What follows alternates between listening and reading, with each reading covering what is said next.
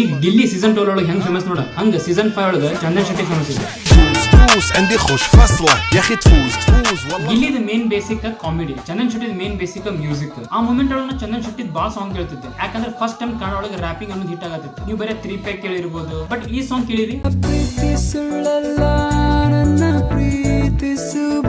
ಈ song all time hit ಇತ್ತು, ಪ್ರತಿಯೊಬ್ರು ಈ ಸಾಂಗ್ ಕೇಳ್ತಿದ್ರು, ಆ ಲೆವೆಲ್ ಹೈಪ್ ಇತ್ತಿದ್ರು. ನಾನಂತೂ ಲಿಟರಲಿ ಒಂದು ಬುಕ್ ಒಳಗೆ ಆ ಸಾಂಗ್ ಲಿರಿಕ್ಸ್ ಬರ್ಕೊಂಡು ನಮ್ಮ ಹಾಸ್ಟೆಲ್ ಹೋಗಿ ಸಾಂಗ್ ಆಡ್ತಿದ್ದೆ ನಾನು. ಅದಷ್ಟೇ ಅಲ್ಲ, ಚಂದನ್ ಶೆಟ್ಟಿ ಬರೆದಿರಂತ ಆಲ್ಮೋಸ್ಟ್ ಎಲ್ಲ ಸಾಂಗ್ ಬರ್ಕೊಂಡು ಹೋಗ್ತಿದ್ದೆ, ನಾ ಹಾಸ್ಟೆಲ್ ಆಡ್ತಿದ್ದೆ. For example Bigg Boss finale ಒಳಗೆ ಒಂದು ಚಂದನ್ ಶೆಟ್ಟಿ ತನ್ನ ಮೇಲೆ ತಾನು ಹಾಡ್ಕೊಂಡು ಸಾಂಗ್ ಇಂದ ಹಿಡಿದು ನಿವೇದಿತ ಮೇಲೆ ಬರೆದಿರುವಂತ ಸಾಂಗ್ ಆಗಿರ್ಬೋದು, ಕೃಷಿ ಮೇಲೆ ಬರೆದಿರುವಂತ ಸಾಂಗ್ ಆಗಿರ್ಬೋದು, ಕನ್ನಡ ರಾಜ್ಯೋತ್ಸವ ಬರ್ತಿದ್ದ ಸಾಂಗ್ ಆ ಸಾಂಗ್ ಆಗಿರ್ಬೋದು, ಡಾಲ್ ಸಾಂಗ್, ಕಿಕ್ ಸಾಂಗ್, ಭಾಳ ಸಾಂಗ್ ಇದ್ದವನು. ಆಲ್ಮೋಸ್ಟ್ ವಾರಕ್ಕೆ 1 ರಿಂದ 2 ಹೊಸ ಸಾಂಗ್ ತೆಗಿದ್ದೆ ಅಲ್ಲಿ ಒಳಗೆ ಕುಂತ್ಕೊಂಡು. ಈಗ ಈ ಸ್ಟೋರಿ ಯಾಕೆ ಹೇಳ್ತೇನೆ ಅಂತಂದ್ರೆ, ಈ ಬರ್ತೀನಿ ನೋಡಿ ಟ್ವಿಸ್ಟ್. ನಾ ಈ ಸಾಂಗ್ ಎಲ್ಲ ಬರ್ಕೊಂಡು ಹಾಸ್ಟೆಲ್ ಹಾಡ್ತಿದ್ದೆ just to make my friends entertain. ಹೌದಾ? ಸೊ ನನ್ನ ಮಕ್ಕಳೆಲ್ಲ ಸೇರಿ ನಾವು ಒಂದು ಹೆಸರಿಟ್ರೆ ಚಾಕ್ಲೇಟ್ ರ್ಯಾಪರ್ ಅಂತ. ನನ್ಗೆ ಅನ್ಸಿತ್ತು chocolate wrapper, wow chocolate wrapper ಹೆಸರು ಸಿಕ್ತು ನನ್ಗಂತ. ಬಟ್ ಇನ್ ದ ರಿಯಾಲಿಟಿ ಅವ್ರು ಅಂತಿದ್ದು ಚಾಕ್ಲೇಟ್ ರ್ಯಾಪರ್.